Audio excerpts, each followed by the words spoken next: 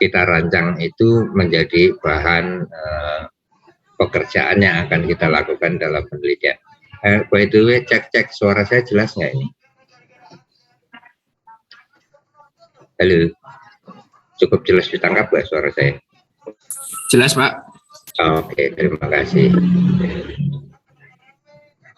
Soalnya tenda saya roboh, jadi semua kena air. Sebenarnya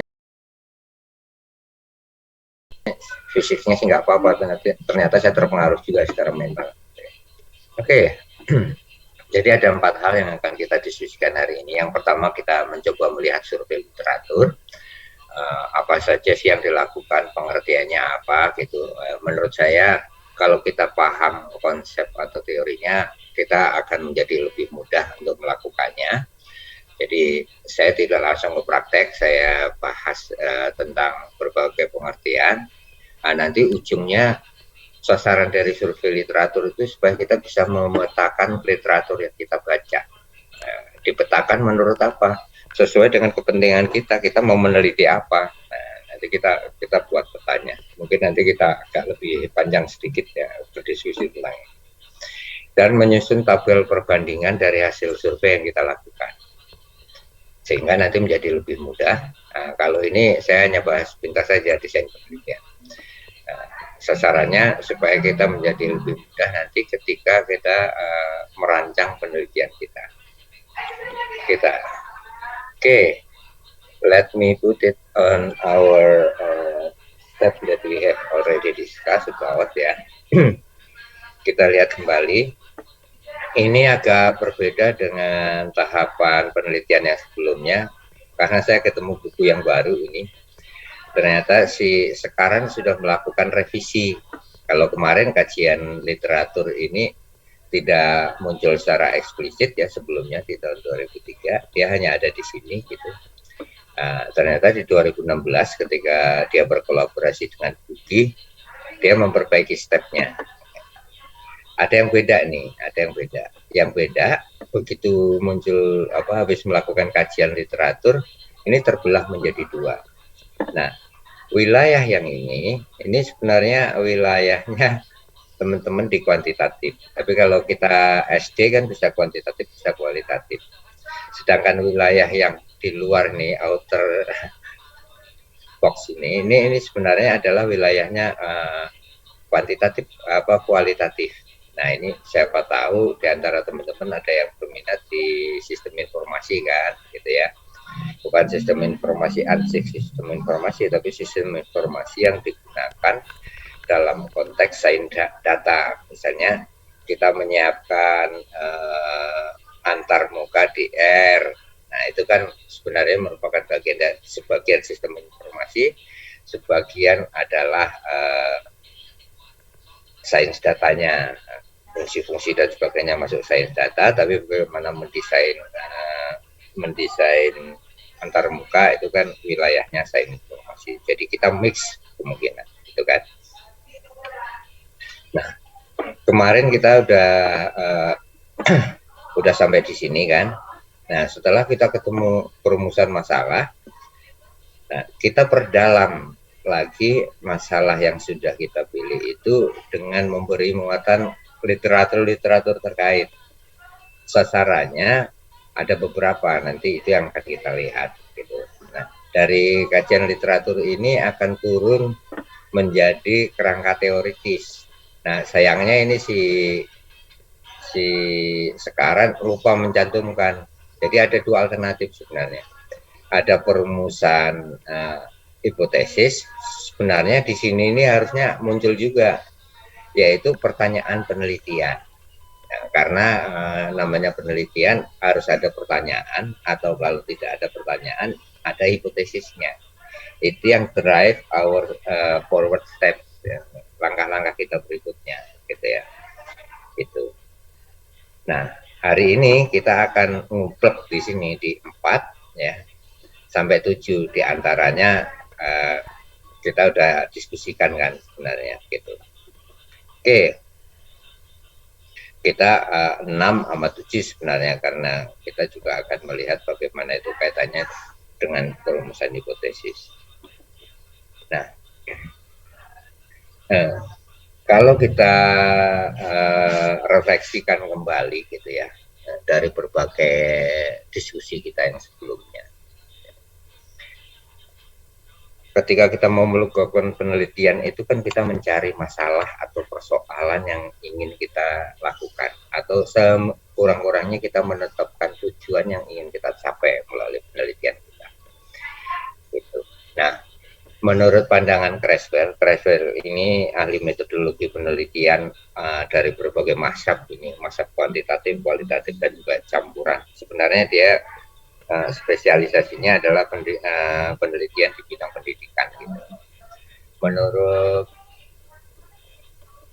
mazhabnya si Creswell ini, sebelum kita menyusun proposal ya, sebelum kita menyusun proposal atau rencana penelitian, ada beberapa hal yang perlu dipertimbangkan.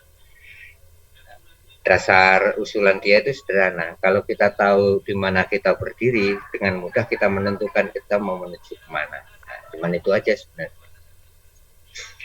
Oleh karena itu penting bagi kita untuk melihat pendekatan penelitian yang akan kita gunakan itu seperti apa sih. Fully kuantitatif, fully kualitatif, atau mix between them, gitu, atau campuran diantaranya.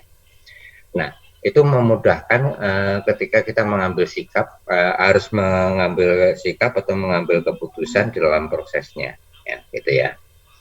Nah, setelah kita menentukan kita ada di mana, nah, kita lakukan kajian literatur. Nah, kajian literatur kenapa tergantung dari pendekatan penelitian? Karena dalam mengkaji literatur kita mencari topik-topik sesuai dengan yang mindset yang kita bangun tadi. Kalau kita, saya pakai pendekatan kuantitatif, ya saya akan mencoba mencari literatur yang mendukung melakukan cara penelitian dengan cara kualitatif. Atau kalau kuantitatif, ya saya akan mencari teknik dan metode kuantitatif yang mendukung kebutuhan saya, gitu ya. Jadi memiliki ketergantungan itu. Nah, kedua keputusan ini sebenarnya secara langsung akan mempengaruhi pertimbangan kita dalam menggunakan teori untuk penelitian. Kenapa begitu? Karena teman-teman di kuantitatif dan kualitatif memiliki sudut pandang yang berbeda terhadap teori. Kalau di dalam kuantitatif, teori itu adalah dewa penelitiannya, artinya yang mengendalikan langkah-langkah berikutnya di dalam pandangan kuantitatif itu teori. Karena itu penelitian kuantitatif adalah untuk menguji teori. Teorinya siapa? Ya teori yang dibuat sendiri oleh peneliti. Jadi sebelum melakukan penelitian dia akan mengajukan teori bahwa sesuatu akan begini, ini akan mempengaruhi ini. Nah, itulah teori. Ya, itulah teori. Dugaan sementara itulah teori. Gitu. Dan dalam proses penelitiannya dia hanya akan ingin membuktikan itu tadi, teori dia benar atau salah. Gitu. Sementara teman-teman di kualitatif itu justru akan membangun teori. Nah, kalau kita kembali kepada apa yang sudah kita bahas, kenapa begitu? Karena orang-orang kualitatif itu percaya bahwa pengetahuan itu ada di objek penelitian, sehingga dia peroleh dari observasi-observasi. Itulah yang dia gunakan untuk menguji teori. Sementara orang kualitatif percaya bahwa setiap manusia yang terlibat dalam proses itu memiliki interpretasi, sehingga mereka bisa membangun teori sesuai dengan interpretasi dan pengetahuan yang dimiliki. Nah, dua kutub ini penting kita pahami, walaupun nanti kita tidak mungkin kita tidak berdiri di dua kutub yang berseberangan, tapi minimal keputusan kita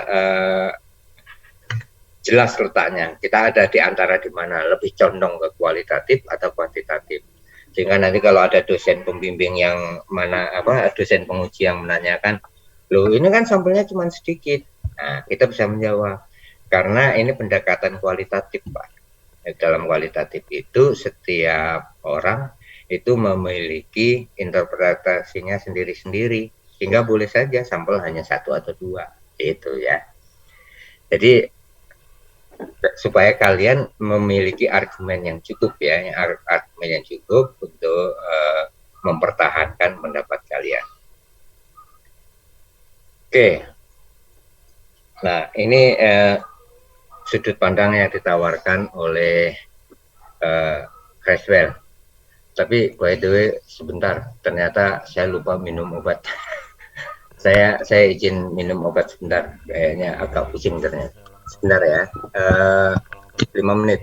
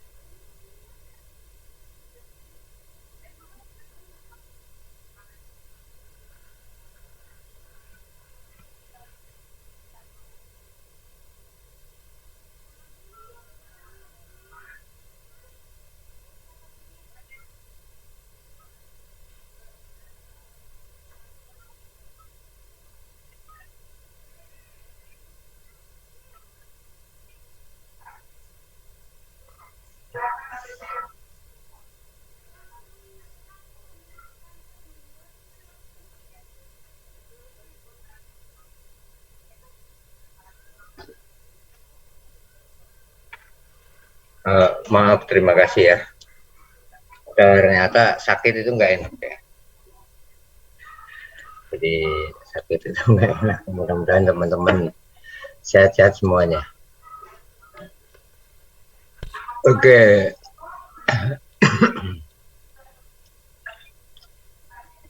Habis itu kamera saya bermasalah. Sorry ya, wajahnya biar gini dulu daripada saya lama di otak-atik di situ. Oke. Saya share kembali. Oke. Udah kedengeran ya? Halo Moreta, kedengeran nggak suara saya? Terdengar, Pak. Oke, makasih. Oke, jadi kerangka kerja penelitian yang diusulkan Creswell itu kira-kira seperti ini. Jadi kita pilih dulu pendekatannya, gitu ya. Dan pemilihan pendekatan itu ada pandangan, ada rancangan, ada metode penelitian, supaya kita bisa dengan jelas mempertahankan kenapa kita memilih metode itu sebenarnya, gitu ya. Oke, nah sekarang tentang topik kita hari ini, ya, survei literatur. Nah, ini pengertiannya sama dengan survei-survei yang kita lakukan di BPS sebenarnya. Nah, hanya saja objek observasinya sekarang literatur. Jadi kita melakukan survei, melakukan observasi.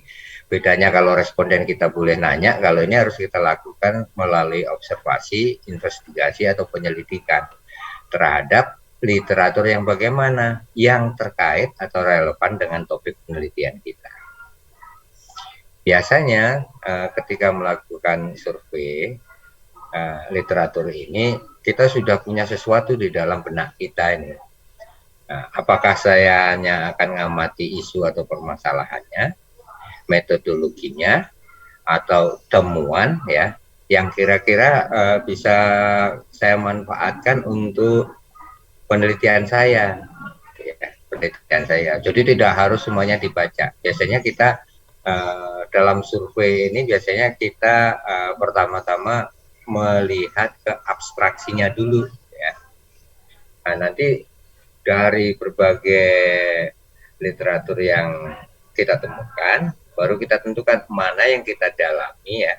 Misalnya, oh ini metodologinya bagus, saya belum pernah berkenalan ini, misalnya pakai neural network yang saya pilih kembali di ujungnya dengan menggunakan machine learning, sehingga saya menjadi lebih mudah untuk ekstrak informasi dari hasil scraping saya, gitu misalnya.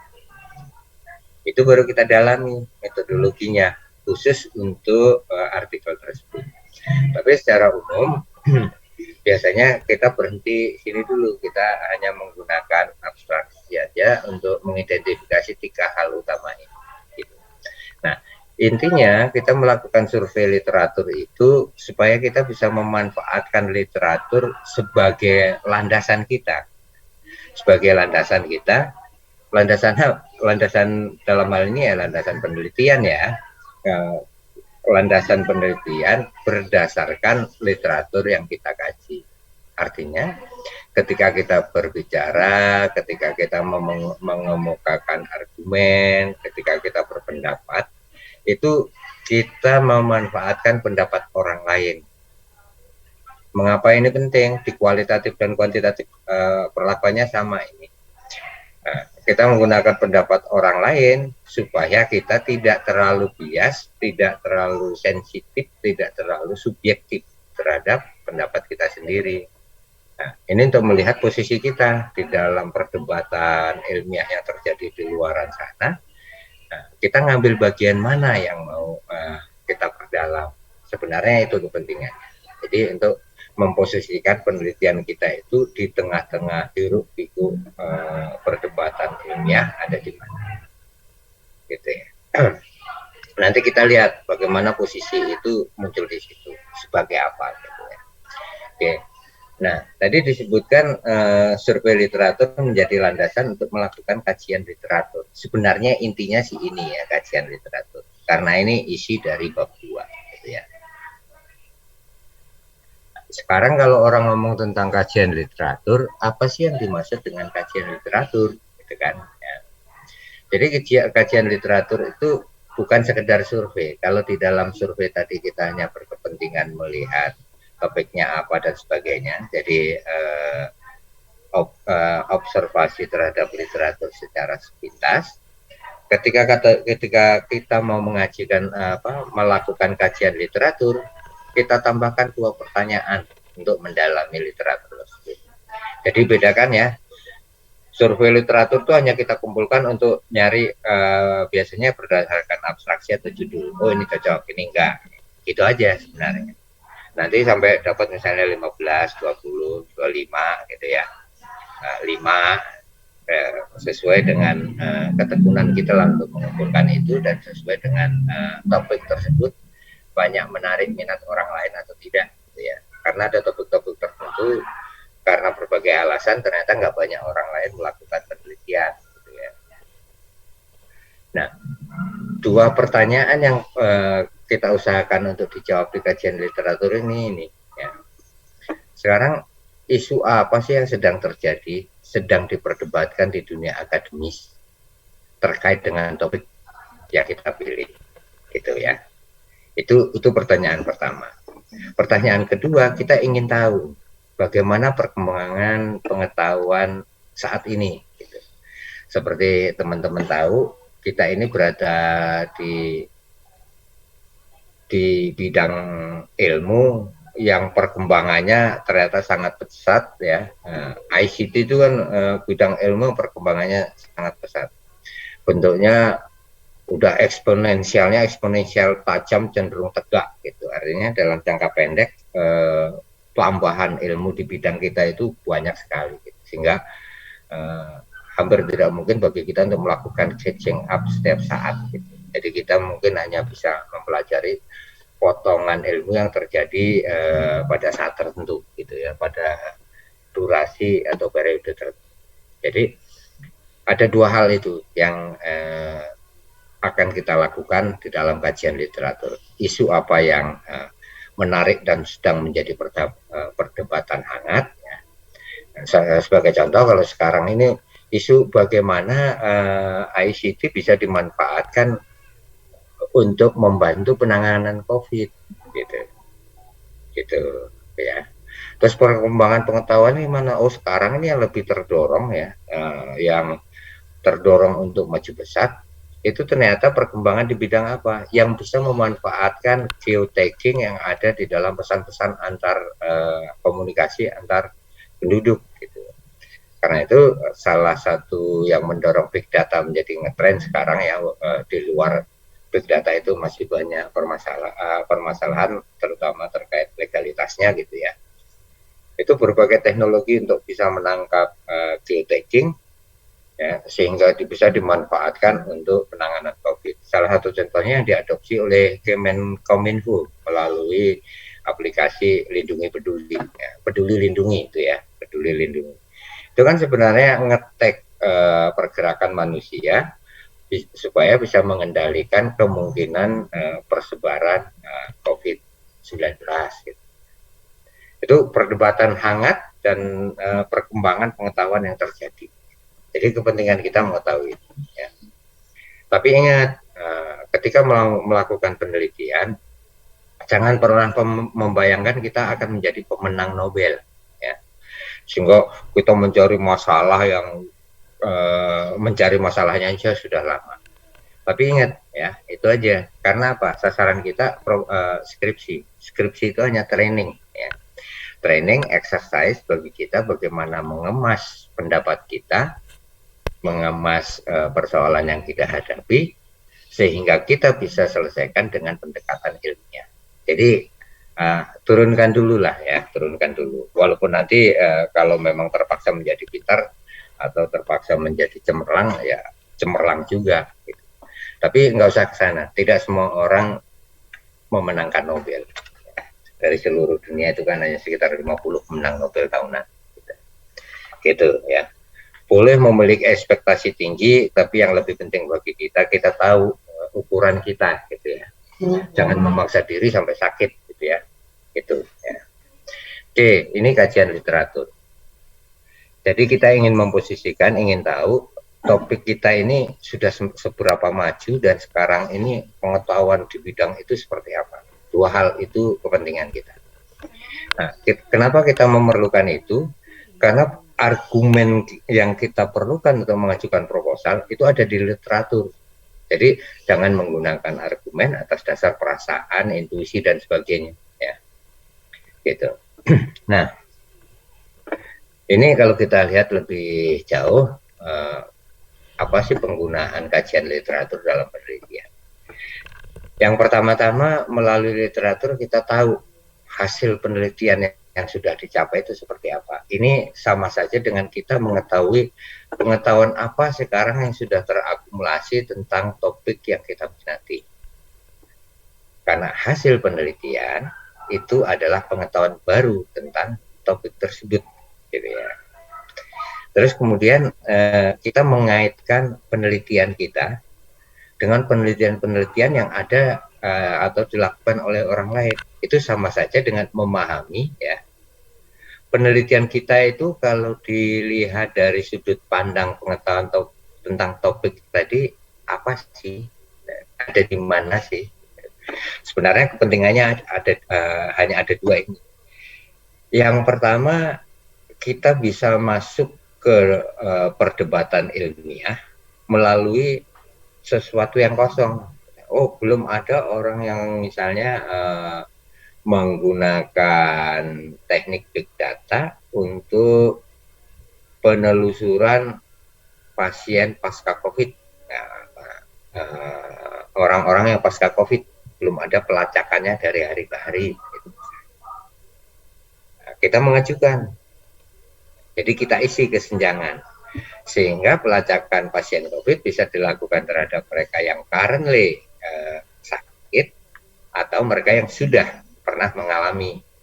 Nanti ada lagi yang menemukan orang-orang yang memiliki potensi paling tinggi itu ternyata belum juga dilacak. Nah, kita isi, kita ajukan, gitu. Sehingga pengetahuan tentang pelacakan COVID menjadi lengkap. Mereka yang punya potensi, mereka yang sudah mengalami, dan orang yang sedang mengalami, gitu ya. Itu. Jadi kita bisa mengisi kesenjangan. Nah, kepentingan kedua, oh ini udah biasa nih, tetapi belum banyak orang tahu. Nah, kita perluas pengetahuan. Nah, ini biasanya penelitian-penelitian deskriptif. Misalnya saya kasih contoh.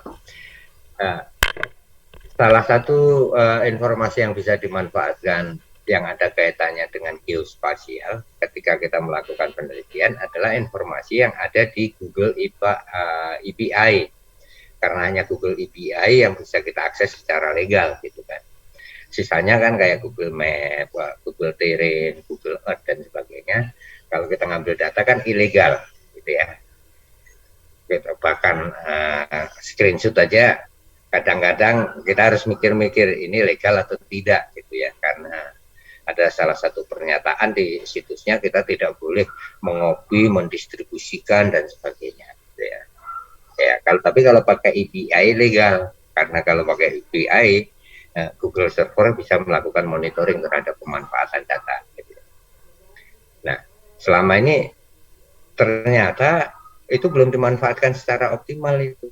Orang udah tahu bahwa itu ada datanya dan bisa dimanfaatkan, tapi belum optimal itu. Nah, kita perluas pengetahuan orang lain bahwa itu bisa dimanfaatkan loh dengan cara begini.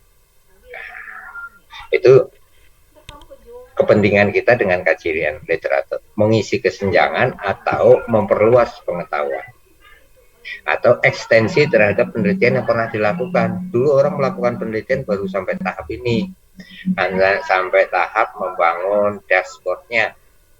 Nah, sekarang kita siapkan dashboard ini, kita berikan fasilitas yang lain lagi, misalnya controlling terhadap sekuritasnya, gitu ya, ada keamanannya, itu.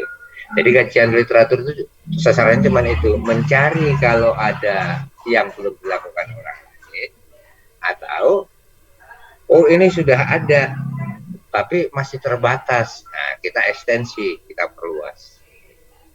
Nah, itu hanya mungkin bisa kita lakukan kalau kita membaca literatur sehingga kita tahu posisinya. Nanti bukan klaim kosong, oh ini belum pernah dilakukan Pak, hanya karena kita malas baca literatur. Kan? Supaya tidak terjadi itu. Nah, karena kita sudah tahu apa yang dilakukan orang lain, kita sudah tahu keterkaitan penelitian kita dalam ilmu pengetahuan yang sudah ada, kita mau mengisi kesenjangan atau memperluas, gitu ya.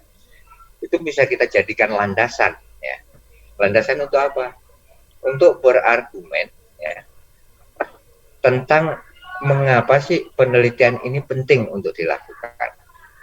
Misalnya ketika kita mikir kenapa ini perlu diperluas, ya, supaya orang bisa memanfaatkan data dari Google untuk kepentingan penelitian atau untuk kepentingan perbaikan official statistik misalnya, dan sebagainya gitu ya. Nah, jadi kegunaan literatur secara banyak sih sebenarnya, kalau di list nanti kita lihat ada listnya yang banyak gitu ya. Tapi sebenarnya intinya cuma 3 ini ya. Kita tahu bagaimana pengetahuan baru sudah diciptakan oleh orang lain. Kita kaitkan penelitian yang akan kita lakukan dengan berbagai pengetahuan tersebut, dan itu kita jadikan alasan untuk berargumen bahwa apa yang akan kita lakukan, pengetahuan yang akan kita bangun dari penelitian kita itu penting. Nah, terus mengapa kita repot-repot melakukan kajian literatur? Sebenarnya supaya ini aja sih, supaya kita fokus ketika kita berbicara tentang sesuatu, supaya kita fokus tentang itu ya, tentang apa yang kita bicarakan. Sekali lagi, meneliti itu tolong buang jauh-jauh niat untuk menjadi pemenang Nobel, kecuali memang kita menulis dalam rangka mengikuti kompetisi, itu udah beda lagi ya motivasinya. Tapi sebagian besar penelitian itu dimaksudkan untuk mengakumulasikan pengetahuan baru, bukan untuk kepentingan kompetisi gitu ya. Jadi buang jauh-jauh itu, karena kepentingan kita skripsi ya. Nah, kenapa dia bisa menjaga kita untuk fokus? Karena tadi waktu kita mau melakukan kajian literatur, kita sudah menetapkan topiknya apa. Nah, yang di luar itu tolong jangan dipikirin, semenarik apapun tolong jangan dipikirin, karena itu nanti yang membuat kita 3 bulan pertama ketika kita mau mencari topik itu menjadi tidak efisien gitu ya. Dan karena itu juga saya dorong teman-teman untuk menentukan topiknya sekarang gitu, sehingga bisa fokus. Jadi kalau misalnya nanti ada shifting orientation gitu ya, mau ganti topik, masih cukup waktu kalau kalian mulai dari sekarang. Nah, sekedar informasi saja dari peserta ujian skripsi yang lalu, itu ada 1 orang yang tidak bisa menyelesaikan ya. Saya nggak tahu alasannya. Nah, biasanya kan gitu, karena kita tidak fokus, terlalu banyak, kita memikirkan hal yang lain, melakukan hal yang lain di luar topik kita, ya akhirnya kita tidak menyelesaikan pekerjaan kita, terlalu banyak hal lain yang kita kerjakan. Nah, biasanya kalau udah gitu kita menjadi malas ketemu dosen pembimbing gitu. Nah, supaya kita tidak dihinggapi oleh penyakit itu, nah, mulai dari sekarang kalian latihan fokus ya, latihan fokus. Mau jelek, mau baik, mau susah, mau itu, kalau fokus itu selalu bisa diselesaikan dengan baik gitu ya. Gitu, fokus, cari cara, dan hanya itu, jangan nanti orang lain pakai cara ini, padahal tujuannya beda dengan tujuan di topik kita. Jangan mudah terpengaruh gitu ya. Penting memiliki sikap dan strategi pengaturan diri ya, pengaturan diri gitu. Karena penelitian itu lebih kepada control to ourselves in doing things gitu ya, tergantung kita. Yang penting kita bisa meyakinkan kepada pembimbing kita bahwa itu worth it untuk kita lakukan gitu ya, gitu ya. Selain dia membingkai dan menjaga kita supaya fokus, dia juga bisa memberi justifikasi terhadap ya, apa yang kita lakukan. Misalnya kita mencoba merasa ini tidak berharga ya, ini kok tidak berharga sama sekali yang saya lakukan, kok hasilnya cuma begini ya. Dengan membaca tulisan orang lain kita tahu apa yang tidak berharga di matamu belum tentu tidak berharga di mata orang lain. Mungkin kau hanya menemukan kancing, ya, tapi siapa tahu kancing itu adalah kunci untuk bisa mengaturkan baju. Ya. Jadi jangan buru-buru menghakimi diri sendiri, ya. Menghakimi diri sendiri bahwa ini nggak ada manfaatnya. Saya hanya melakukan ini. Padahal mungkin hanya melakukan ini itu merupakan sesuatu yang besar karena orang lain tidak pernah memikirkan. Nah, bagaimana kita tahu itu berharga atau tidak? Ya dengan melihat literatur yang sudah dihasilkan oleh orang. Itu ya. Jadi please deh ya, be yang positif ya untuk melakukan penelitian kalian. Nah, sebenarnya kalau kita lihat tahapannya sekarang tadi, literatur ini kan setelah perumusan masalah. Sekali lagi penelitian bukan merupakan proses linier. Ya. Kita udah punya masalah di awal nih, rencana masalah di awal, kita lakukan kajian literatur. Ya. Kita temukan berbagai orang yang sudah melakukan penelitian. Kita masih bisa revisi, kita pertajam masalah penelitian kita berdasarkan literatur yang kita peroleh. Jadi masih bisa bergerak. Karena itu kalau ada teman-teman yang nanya, topik saya berubah, saya akan bilang silakan, karena topik itu akan bergerak sampai nanti ketika kita eksekusi rencana penelitian kita. Proposal itu juga masih bisa bergerak. Kenapa? Karena pengetahuan bergerak begitu cepat.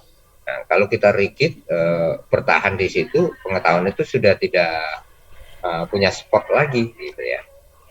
Jadi masih bisa bergerak. Tapi begitu sudah memulai proses penelitiannya, misalnya kalau untuk orang pengembangan sistem sudah melakukan analisis kebutuhan, kalau untuk teman-teman SD sudah mulai merancang bagaimana melakukan simulasi terhadap teori baru, sudah mulai mencari informasi itu, biasanya kemungkinan pergerakan perubahan topik menjadi semakin sempit ketika kita sudah mulai eksekusi langkah awal melakukan penelitian kita, gitu ya.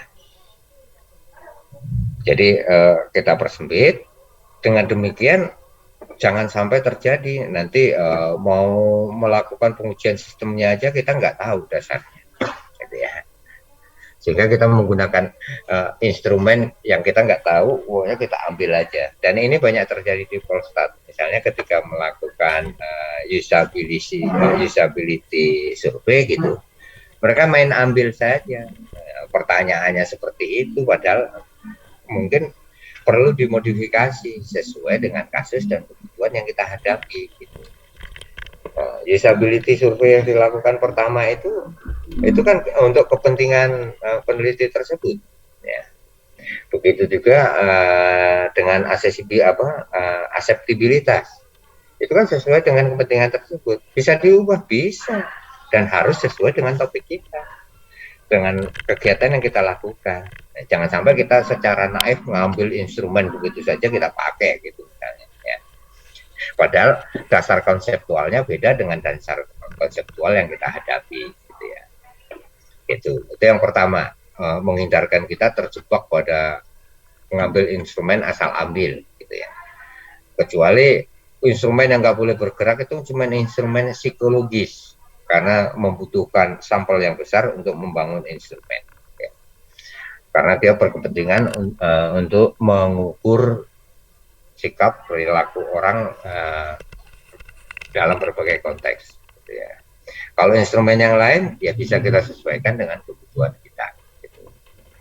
Terus yang kedua,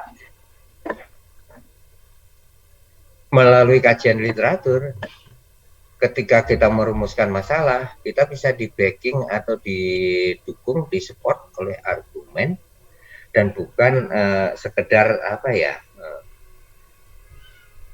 bukan sekedar pendapat saya. Saya tidak merumuskan masalahnya karena logika saya. Tapi ada dukungan, orang lain juga sudah melakukan ini. Misalnya gitu ya. Berbagai masalah yang diidentifikasi sudah menunjukkan bahwa belum ada orang yang mencari solusinya. Memang ada beberapa usaha seperti yang dilakukan oleh A, B, C, tetapi ini untuk kasus yang berbeda. Jadi kita tunjukkan betul bahwa masalah ini memang belum ada, gitu ya. Ada orang penelitian sejenis, tapi mereka melakukan apa-apa, bukan apa yang akan kita lakukan. Itu misalnya. Jadi kita punya backing ketika mau mendefinisikan masalah. Atau ketika kita mau membuat klaim, ternyata penduduk setempat tidak menyukai cara ini, pendapat kita. Gitu. Tapi kalau kita bisa menemukan, memang ada penelitian sebelumnya yang mengatakan bahwa penduduk setempat tidak menyukai cara modern. Nah, kita gunakan. Penduduk setempat belum tidak menyukai cara ini karena menurut si ini, ya, mereka tidak menyukai cara modern. Jadi klaim kita punya spot dari penelitian orang lain, bukan sekedar klaim yang kita turunkan dari nalar dan logika kita. Itu kegunaan lain. Jadi kalau kita lihat kajian literatur itu ini yang saya bilang tadi, kajian literatur itu gunanya banyak, tapi yang paling penting bagi kita sebenarnya 3 tadi itu ya. 3. Oke. Di antaranya sebagai justifikasi ya. Jadi literatur dengan mencari literatur yang tepat, kita bisa memberikan justifikasi terhadap apa yang kita lakukan. Intinya ini, ya, intinya itu. Nah, kalau kita lihat apa yang kita kaji dari literatur, itu ada banyak hal, gitu. 4 diantaranya yang umum dilakukan. Yang pertama, kita perhatikan topiknya, ya. Topik-topik tersebut bagaimana dilakukan atau diteliti oleh orang lain. Kemudian kadang-kadang kita perlu juga melakukan kajian literatur dalam rangka mencari basis teoritis. Ya. Ini terutama bagi teman-teman yang berkepentingan tentang mengetahui preferensi konsumer terhadap misalnya desain atau tampilan UI untuk aplikasi. Gitu. Misalnya kita sangat ingin tahu jenis huruf apa sih yang paling disukai oleh konsumer gitu ya, oleh pengguna, oleh user, oleh pengguna aplikasi gitu ya. Nah, kita cari kajian literaturnya, preferensi visual itu nanti akan berujung pada teori preferensi, bahwa preferensi atau minat atau kesukaan seseorang itu dipengaruhi oleh apa? Pendidikan, oleh apa, dan sebagainya gitu ya. Nah, dari dasar teori itu baru kemudian kita cari, oh berarti nanti untuk penelitian saya yang pengen mencari bentuk font yang paling disukai ini, saya perlu dong melakukan survei untuk mengetahui karakteristik user seperti apa dan minat mereka terhadap font yang paling sesuai untuk kita tampilkan. Dan minat font sendiri itu sebenarnya kan bisa kita pecah-pecah ya. Minat font yang dilihat dari sisi sebentar ya, ada paket sebentar. Iya Pak.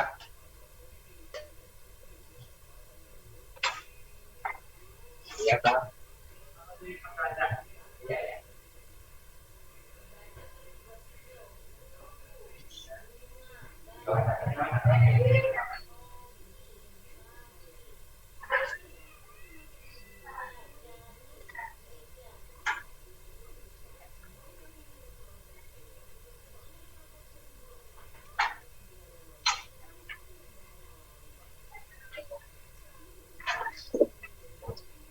Oke, gitu ya.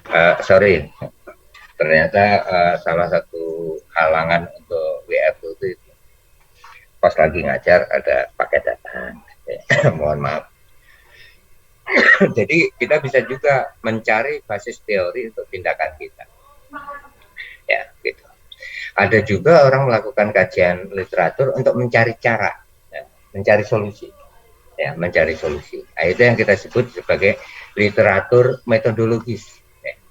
Kita hanya berkepentingan tentang metode atau cara yang bisa kita gunakan untuk melakukan pekerjaan tertentu. Tapi ada kita berkepentingan dengan literatur untuk mencari implementasi kebijakannya, gitu ya. Mana yang kita lakukan? Ya sesuai dengan kepentingan kalian. Saya nggak bisa cerita itu orang kalian yang butuh gitu kan. Mohon maaf. Oke. Nah, pertanyaannya kemudian, apakah semua literatur bermanfaat? Saya bilang tidak. Jadi mungkin dari 100 literatur yang saya kumpulkan, mungkin saya hanya pakai 10, gitu ya.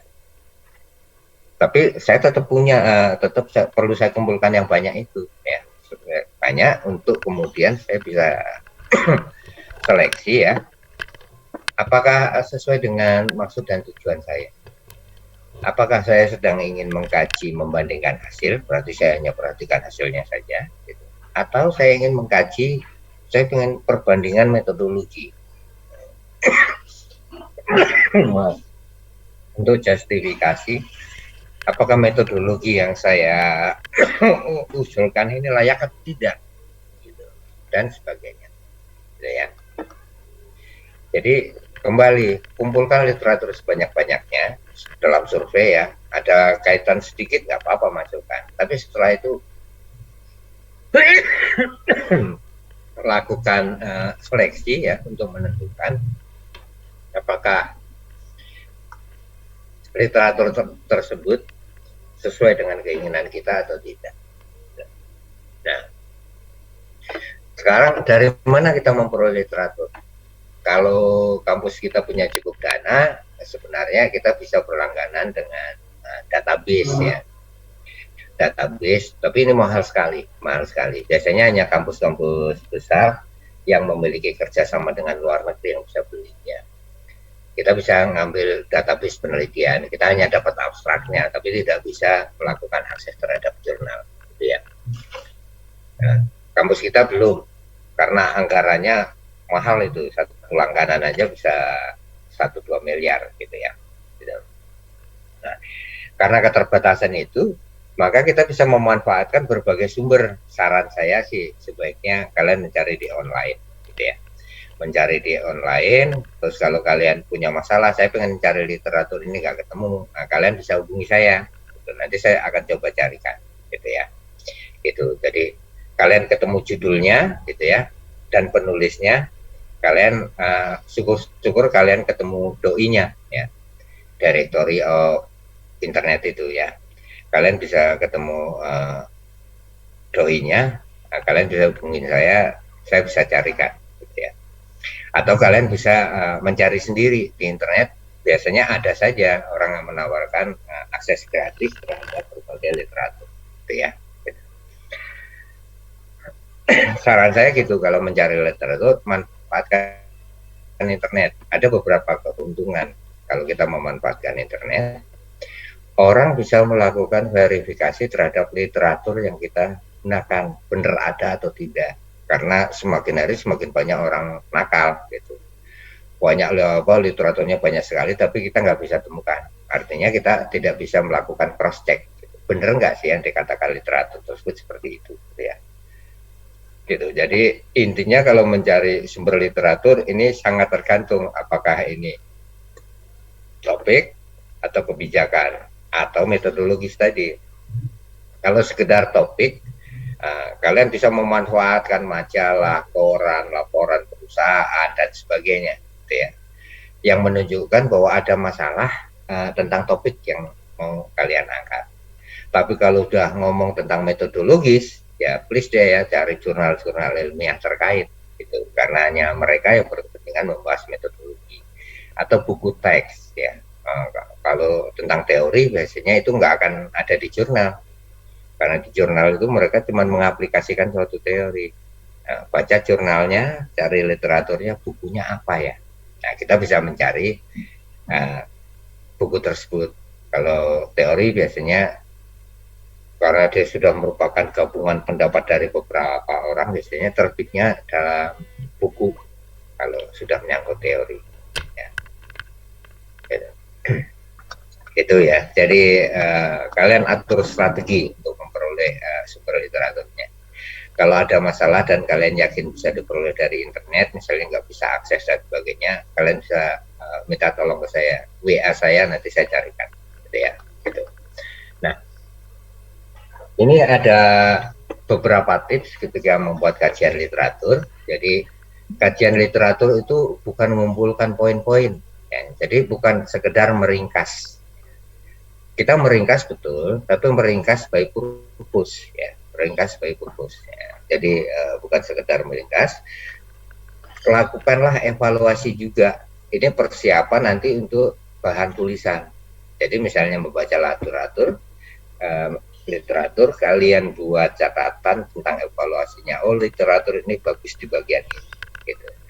Tapi please deh ya, bearing in your mind, gitu. Tanamkan di mind kalian, otak kalian. Gitu. oh ini kok terlalu sederhana, oh dia tidak membahas itu, nggak ada orang yang melakukan itu gitu ya. Jadi boleh kita melakukan evaluasi tapi jangan terlalu meremehkan ya. Karena jangan-jangan dia menggunakan cara atau pendekatan sederhana itu hanya membantu kita untuk memahami kasusnya gitu. Dan jangan lupa juga salah satu kunci di dalam penelitian itu adalah being parsimony, kikir, pelit. Bukan berarti kita menyembunyikan sesuatu, tapi kita sampaikan sesederhana mungkin. Kalau memang bisa diungkapkan dengan sederhana, jangan coba kita perumit ya. Karena pada umumnya pengetahuan itu terbangun kalau orang memiliki pemahaman yang baik gitu ya gitu. Terus kemudian itu yang pertama, jangan sekedar meringkas tapi lakukan evaluasi dan kasih kolom catatan tentang oh literatur ini membahas ini dari sudut pandang ini, hasilnya yang tidak sesuai dengan yang dilakukan oleh siapa. Nah itu bahan kita nanti untuk berargumen. Jadi ketika membaca literatur pada saat itu please deh, doing your note taking sambil mencatat gitu ya. Kemudian perlu juga dilakukan identifikasi terhadap tema atau masalah utama yang dibahas. Nah, ini biasanya kalau di abstraksi ini di kalimat ketiga ya. Setelah mereka introduksi topiknya biasanya purpose of this study is the purpose of this study gitu ya. Tuh, dia akan cerita dia mau ngapain. Nah, ambil di situ ya. Itu diambil. Kalian bisa copy paste ya, masukkan ke kolom tertentu itu misalnya dari ringkasan literatur kita sebagai bahan untuk melakukan mapping nanti gitu ya. Dan kalau membaca literatur posisikan kalian sebagai peminat umum, pengen tahu semuanya, jadi bukan hanya khusus tertentu, kecuali udah by purpose tadi saya ingin melakukan kajian literatur tentang metodologi ya saya batasi metodologinya. Tapi begitu pun masih harus saya backing kenapa dia memilih metodologi itu. Itu biasanya ada latar belakang sebelumnya gitu ya gitu. Tapi jangan stres kalau ngadepin artikel ya. Jangan stres untuk ngadepin artikel ya. Nggak apa-apa, kumpulkan sebanyak-banyaknya, nanti baru dipilih. Tapi ya itu tidak bisa disambi melakukan kajian literatur sambil main game, nggak bisa. Memang kita harus serius gitu ya memposisikan. Dan nggak apa-apa, itu kan hanya setahun kan untuk skripsi. Sisanya kan kalian bisa nikmati hidup kalian gitu ya. Oke.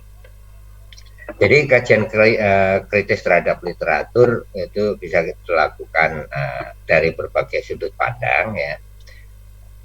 Ada yang orang sedang mencari teori. Nah ini biasanya itu tadi textbook yang kita pakai. Kalau toh baca jurnal, ya jurnal-jurnal yang sifatnya literatur review dari literatur orang lain. Nah itu biasanya dia memasukkan teori-teori tertentu untuk nge-frame dia dalam melakukan evaluasi terhadap berbagai literatur yang dia ketemui, gitu ya. Nah, bisa juga kita dengan memanfaatkan penelitian terkait. Nah ini biasanya kalau kita perlu shopping list variabel. Biasanya ini teorinya nggak dibahas terlalu mendalam, tapi dia langsung masuk ke variabel. Padahal kita tahu yang namanya variabel itu turunan dari teori, dari konsep besar, gitu ya. Gitu. Nah, dari sisi ini maka kita bisa melihat ini kurang nih sebenarnya, bukan sekedar mengisi celah atau gap ya. Jadi research position itu ada dua posisi, bisa mengisi celah atau gap, atau bisa melakukan ekstensi terhadap pengetahuan. Nah ini ekstensinya harusnya I should add something here. Nah, ini harusnya ada juga, kita mau ngisi celah atau gap, atau kita melakukan extension.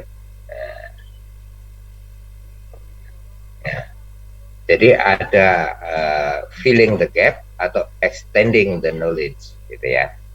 Jadi membuat deskripsi itu penelitian, gitu ya, penelitian. Misalnya tentang Google tadi, Google itu pengetahuannya sudah ada, Tapi mungkin orang tidak tahu bagaimana cara mengakses, bagaimana cara melakukan verifikasi. Nah, kita extend pengetahuan. Jadi penelitian deskriptif itu penelitian. Ya. Jangan selalu beranggapan dengan model. Saya kasih contoh begini. Mungkin teman-teman pernah dengar ya survei sosial ekonomi Susenas. Ya. Susenas itu yang diperdebatkan selalu hasil, ya, selalu hasil. Padahal sebenarnya perkara utama di Susenas itu justru di respons, jawaban yang diperoleh dari responden. Kenapa? Susenas itu ada sekitar 70 atau 80 halaman kalau kita menggunakan printed version kuesionernya ya. Sekitar 70 halaman. Bayangkan waktunya itu paling lama 3 jam orang melakukan wawancara untuk memperoleh jawaban dari 60 halaman kuesioner yang kita desain. Peluang paling besar adalah jawaban yang terlewat dari pertanyaan yang diajukan. Ya. Kita memperkarakan hasilnya, gitu. Padahal sebenarnya masalahnya di hulunya. How can we increase response rate from our respondent?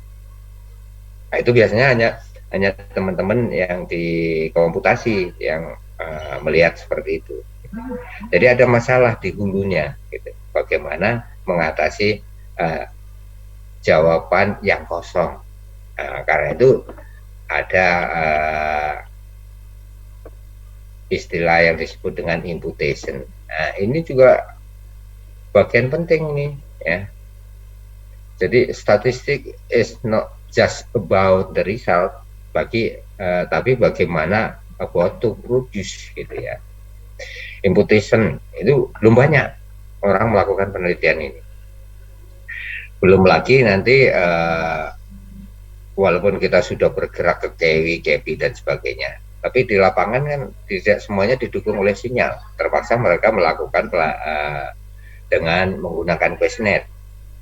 Artinya membaca tulisan tangan, ya kalau entry secara manual mungkin orang punya interpretasi masing-masing menjadi lebih mudah.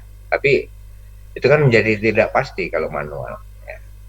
Bisa nggak kita pindahkan dengan misalnya, hasil scan, bisa nggak membaca tulisan tangannya sebaik mungkin. Nah, jadi masalah di hulu ya. Urusan kita orang komputasi harusnya di situ. Ya.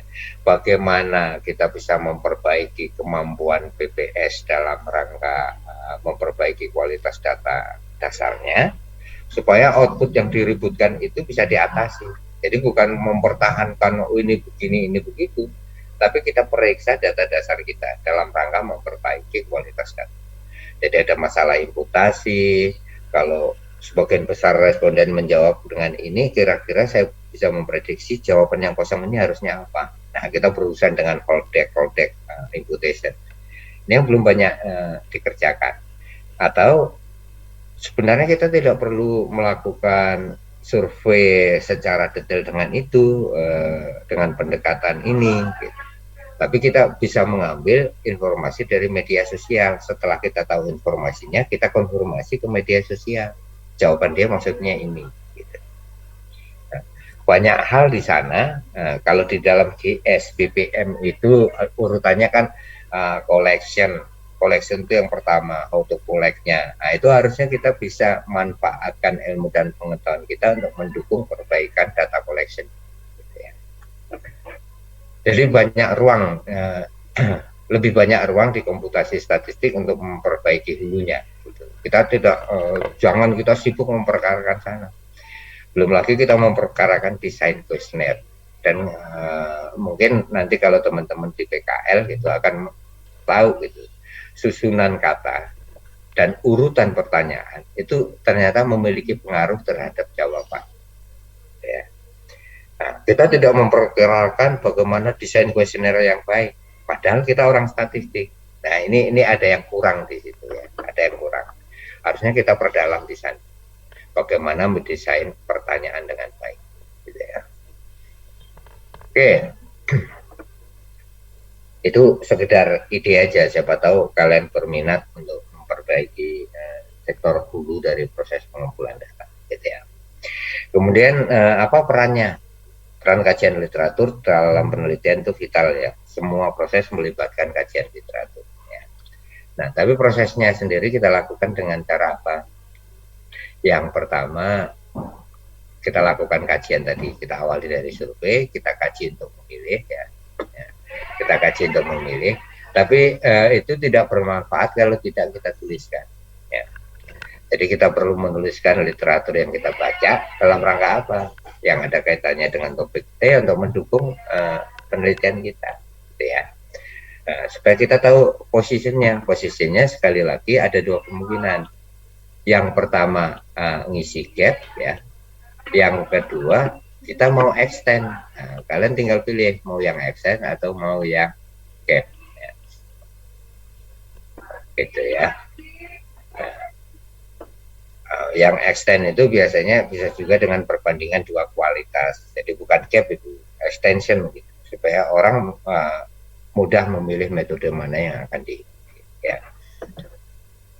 Itu, dan kita bisa melakukan penajaman terhadap problem yang sudah kita definisikan. Ya. Ini manfaat literatur. Jadi kita mengkaji supaya kita tahu posisi kita sebagai extension dari knowledge yang sudah ada, atau kita mau ngisi atau celah pengetahuan yang kita temukan. Belum ada orang yang mencari solusi tentang itu. Ya. Jadi dua kepentingan itu. Kalau extension itu lebih ke deskriptif, kalau celah gap itu biasanya masuk ke pemodelan. Nah, yang perlu diperhatikan kalau menulis literatur, tolong perhatikan kualitasnya. Kualitas dari kajian itu dari mana? Lengkap. Artinya bukan hanya kita ambil sepotong-sepotong saja. Kita cuma punya satu literatur, tapi kita bahas dari awal sampai akhir.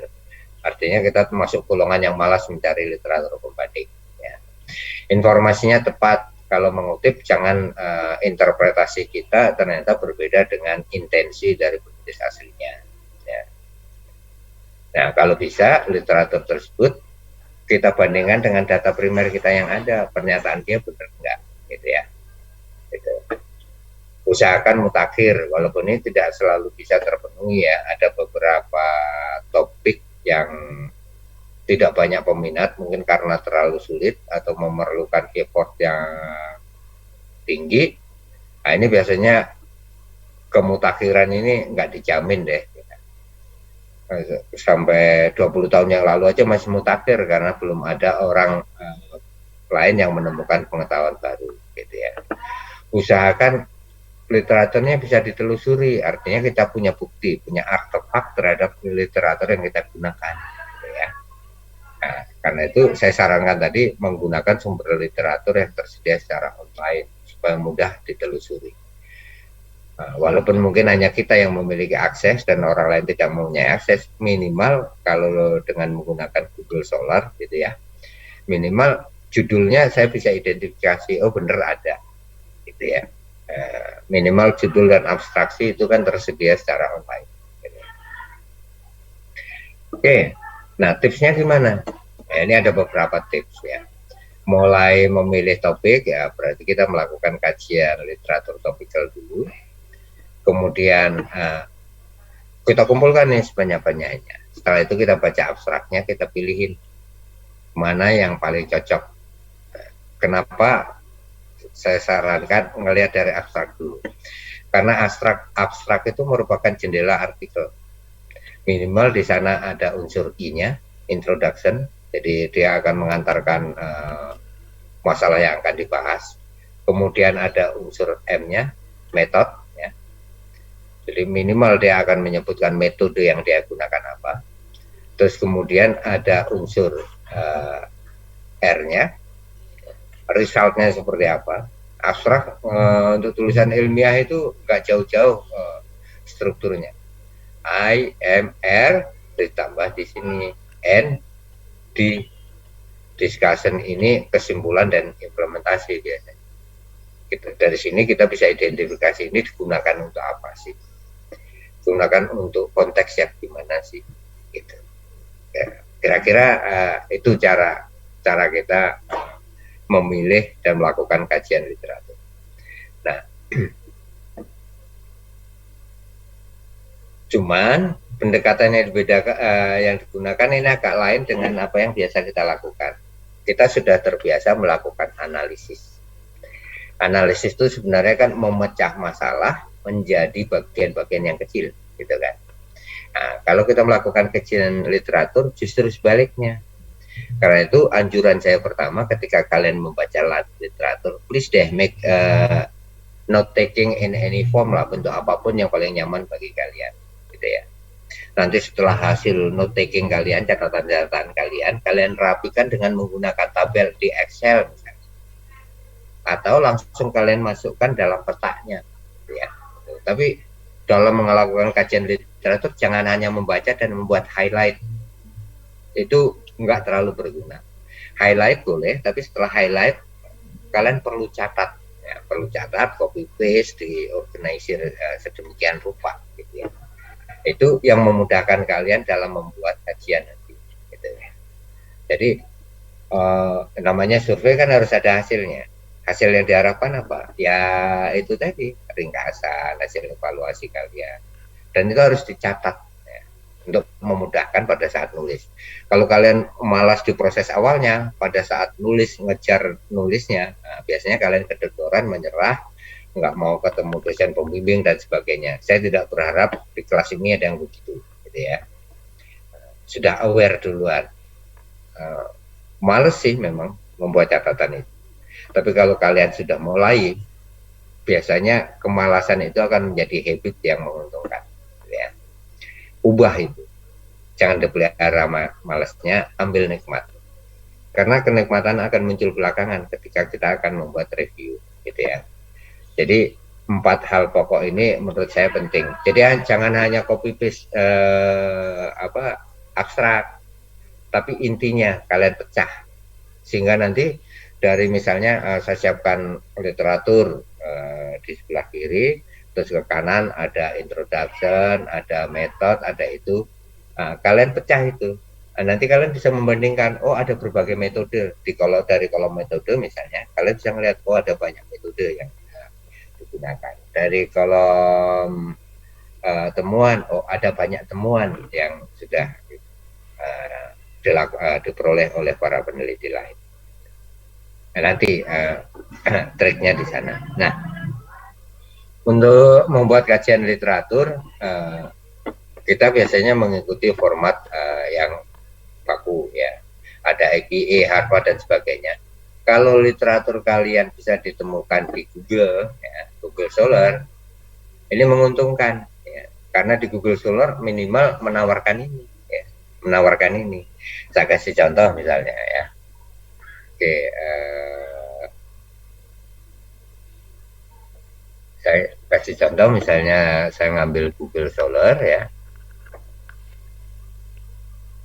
Kelihatan nggak di layar itu? Google Scholar. Kelihatan ya. Misalnya saya ambil Google Scholar, saya tertarik tentang data visualization misalnya. Oke, data visualization. Nah, ini kan akan muncul banyak artikel, kelihatan ya. Sorry ini saya agak gaptek untuk memperbesar ini. Kelihatan ya ini daftarnya ya. Misalnya book pertama, Handbook of Data Visualization, gitu.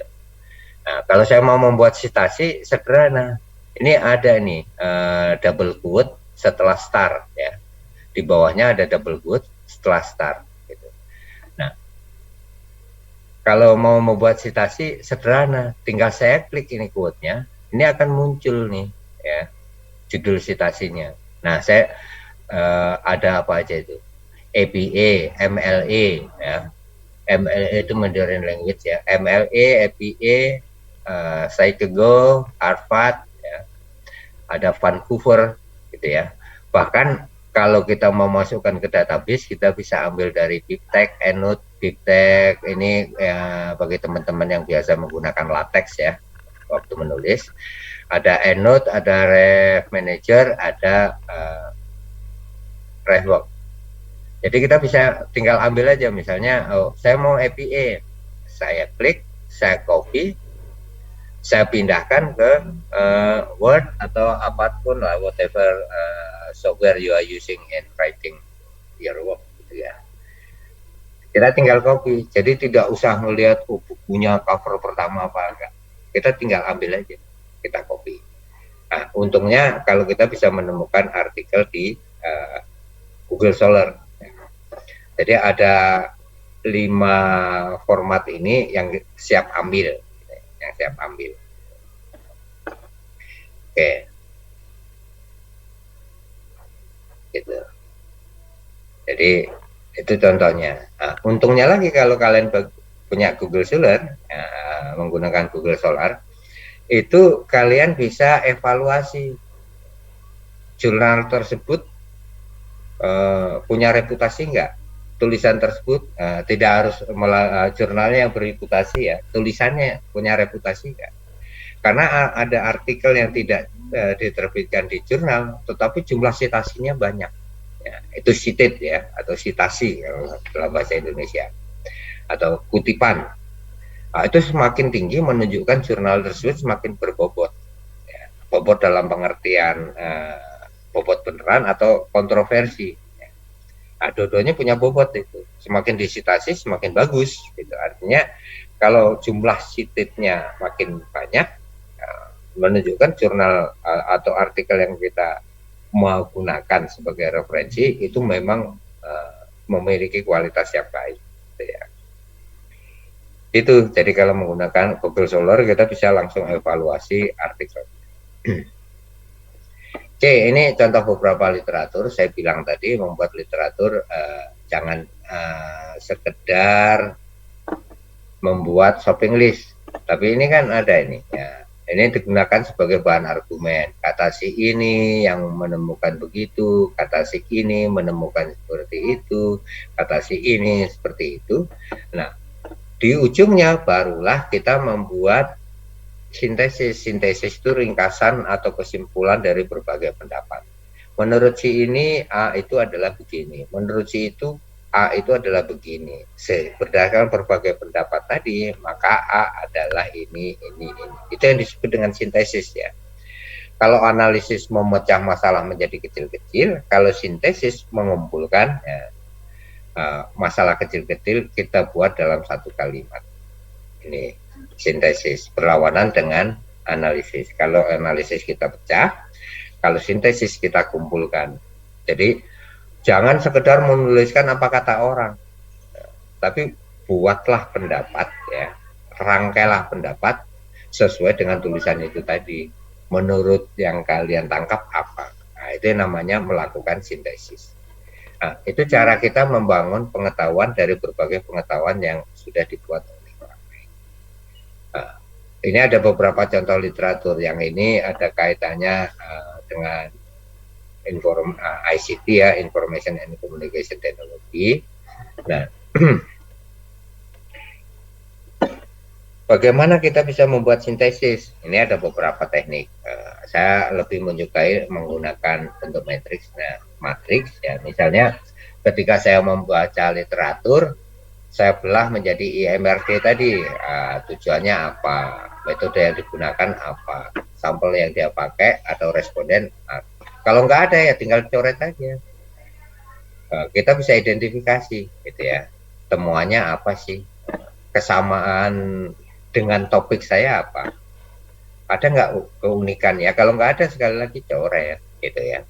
Kita kumpulkan seperti itu. Kalian bisa menggunakan database bagi yang suka programming. Kalian bisa menggunakan C++, bisa menggunakan Java dan sebagainya. Gitu.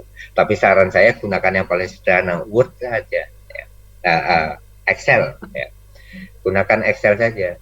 Jadi mudah kalian kelola, gitu ya. Dari sumber ini ternyata dia tujuannya ini, menggunakan sampel ini, menggunakan metode ini. Nah, ini ada satu yang kurang nih sebenarnya. Hasilnya seperti apa, ya, gitu.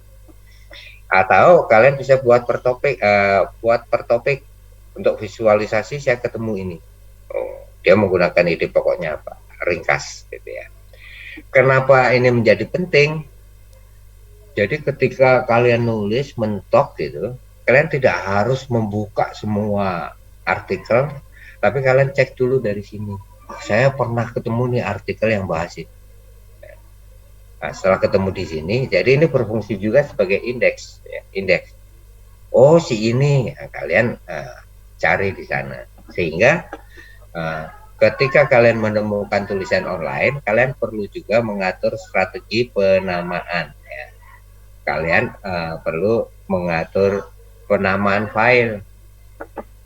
Kalau saya yang paling mudah, ini nama langsung tahun.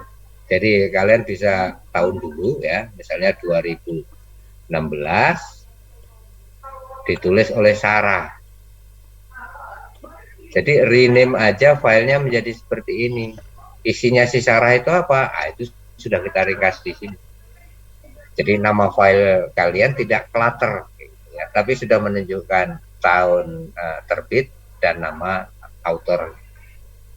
Nah, ini memudahkan sehingga nanti menulis di sini tinggal Sarah 2016 Sarah, 2017 Siri, 2019 Soro dan sebagainya, gitu ya. Jadi tidak clutter, tapi di sini kita sudah punya tema. Jadi kalau saya nyari, saya tinggal kembali ke folder referensi tahun ini, saya baca secara detail, gitu ya. Gitu. Ini cara membuat sintesis itu kita kumpulkan ini dulu dari sini.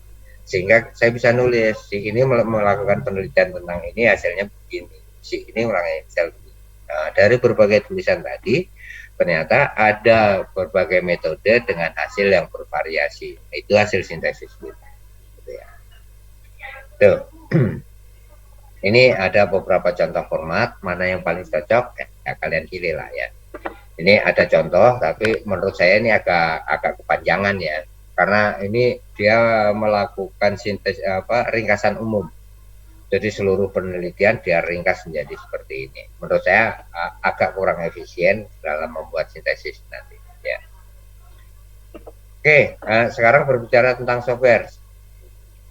Ada banyak software yang bisa digunakan untuk mengelola itu ya. Secara basic, setiap kalian menggunakan Microsoft Word di references tentang bibliografi, kalian bisa membuat database artikel yang kalian baca. Kalian bisa juga menggunakan EndNote, ini aplikasi kecil ya.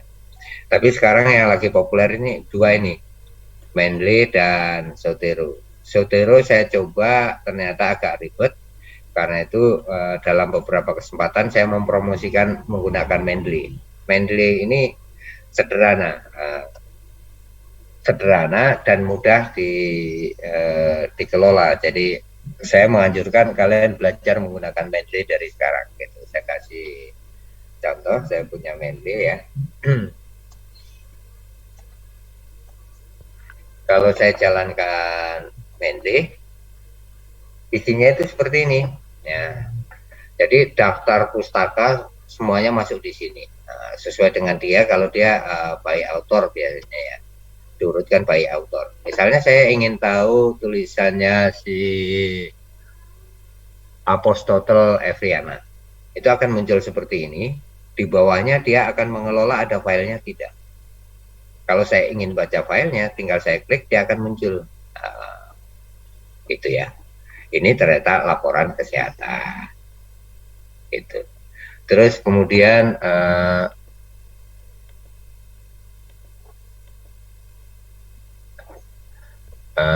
si Ulrich tulisannya apa? Jadi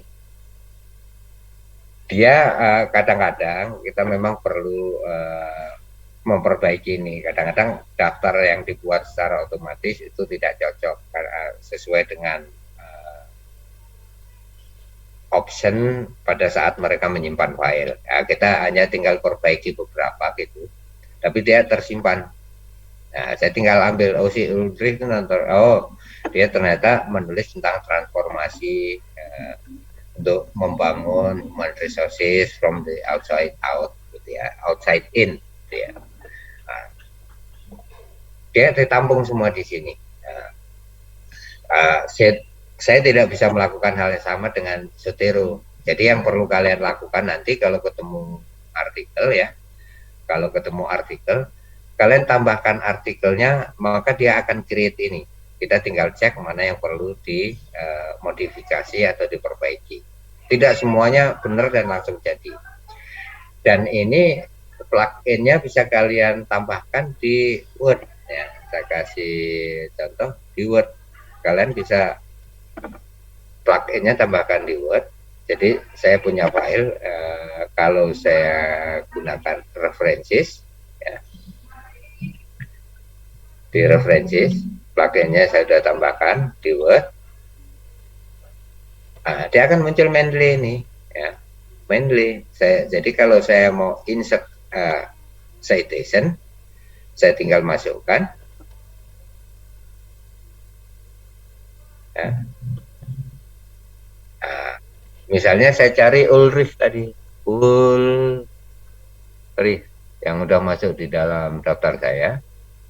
Ulrich yang mana? Oh, saya tentang self determination gitu. Saya masukkan, saya oke kan, dia akan muncul langsung seperti ini. Nah, kita tinggal modifikasi, kita mau citasinya in text atau di akhir teks. Kalau di akhir teks kan saya tidak perlu melakukan perubahan apa-apa, tapi saya kalau mau in text saya boleh melakukan modifikasi. Menurut si Ulrich pada tahun 2013, nah, saya tinggal ubah gini aja. Keep manual ya, karena saya melakukan perubahan secara mengatakan bahwa kan tinggal akomodasi. Terjamin bahwa semua citasi yang saya lakukan punya referensi, gitu ya, referensi. Itu enaknya menggunakan Mendeley. Terus kalau saya pengen ganti gayanya, saya nggak mau pakai yang itu, ya, saya tinggal setting, saya pilih menggunakan mana, itu stylenya. Saya mau menggunakan IEE, sehingga ketika saya melakukan citation untuk hal yang sama, lel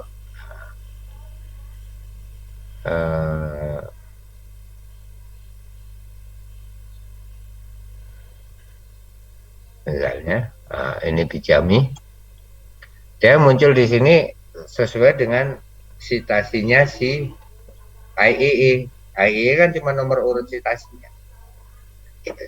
Jadi saran saya kalian belajar mengelola citasi dengan menggunakan software, itu memudahkan hidup kalian.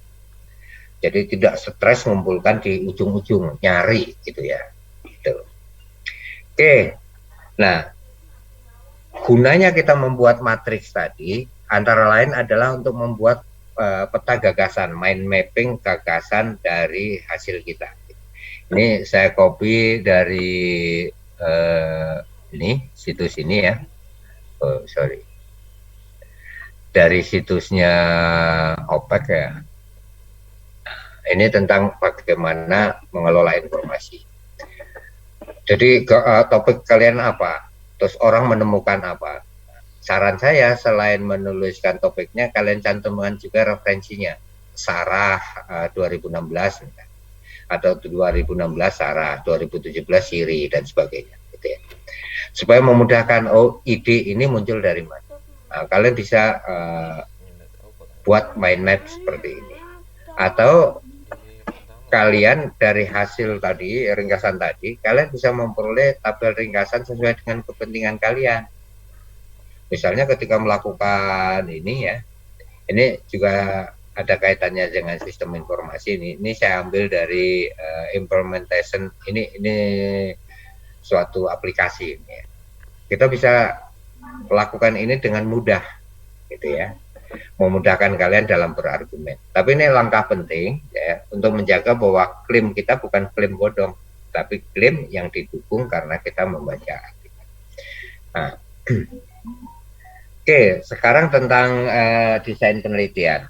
Karena kita sudah paham semua ya, sudah paham semua konsep sudah kita kuasai. Nah, tugas kita berikutnya tinggal merancang dalam penelitian tersebut kita ingin melakukan apa sih? Gitu ya, kita ingin melakukan apa gitu. Nah, orang ngomong tentang desain penelitian. Sebenarnya desain penelitian itu sederhana sebenarnya. Kita hanya merancang tahapan-tahapan apa yang akan kita lakukan dalam penelitian. Ya. Dan untuk merancang tahapan ada dua hal. Ya.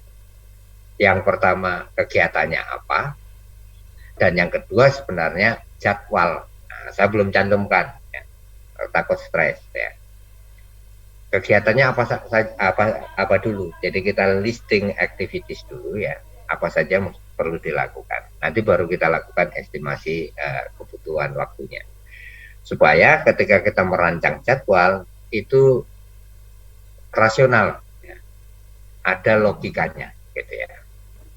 Dan kalau bisa dalam merancang jadwal ini sebelum dicantumkan di dalam Gantt, gitu ya, kalian berpikir alasan apa sih itu saya letakkan di situ, apa enggak sebelumnya ini ya. Ini sambil belajar memahami proses penelitian, memudahkan pekerjaan kita nanti. Nah,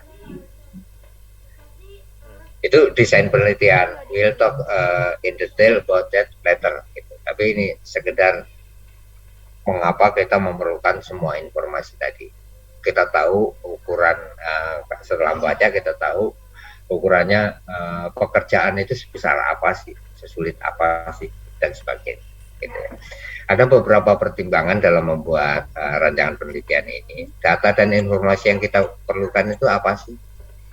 Bagaimana kita memperoleh data dan informasi tersebut? Nah, kalau orang yang dalam sistem, data dan informasi apa yang saya keluarkan, artefak apa yang akan saya berikan sebagai jawaban atas sistem itu, kan gitu. Terus kemudian metode dan analisis apa yang akan saya lakukan. Okay, so much so that's all that we can discuss today. And now, ini ya, saya selalu menyebutnya kelompok. Tapi jangan lupa sasaran akhir ini adalah membuat proposal penelitian perorangan atau individual.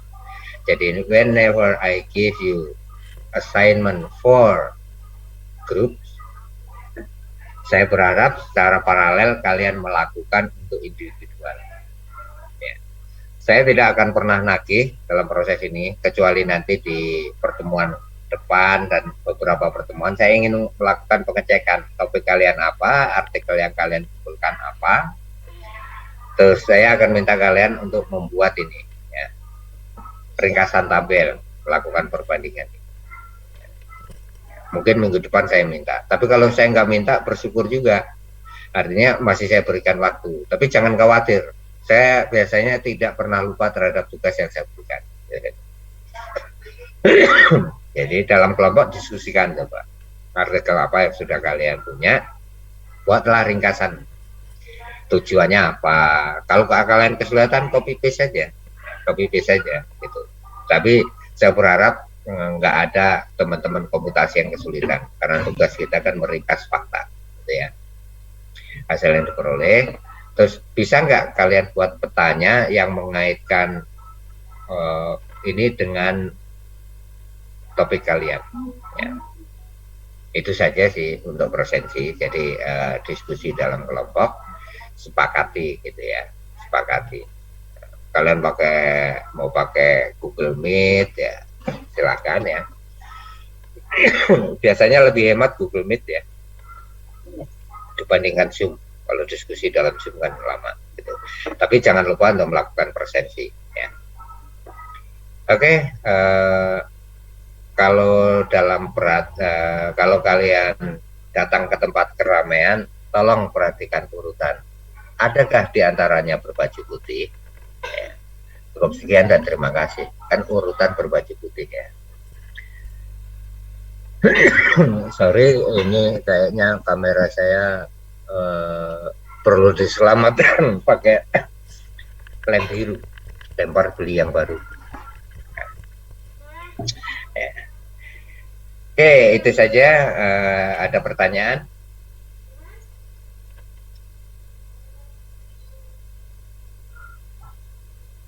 Saya senang ini. Saya udah siapkan pantun kedua ini.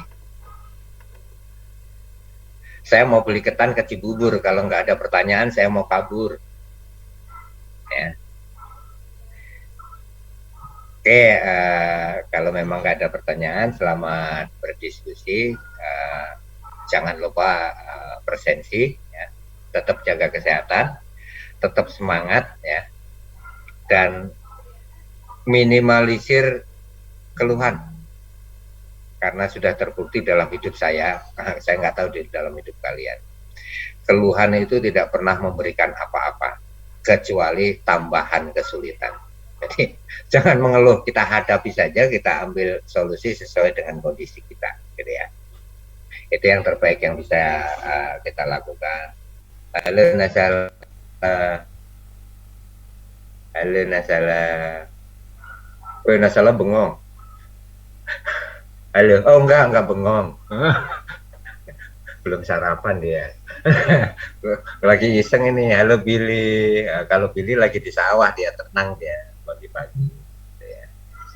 Oke, ya sekedar mengingatkan, saya diwajibkan untuk mengingatkan kepada teman-teman untuk selalu ngecek peraturan direktur tentang disiplin ya. Tolong itu dipatuhi ya.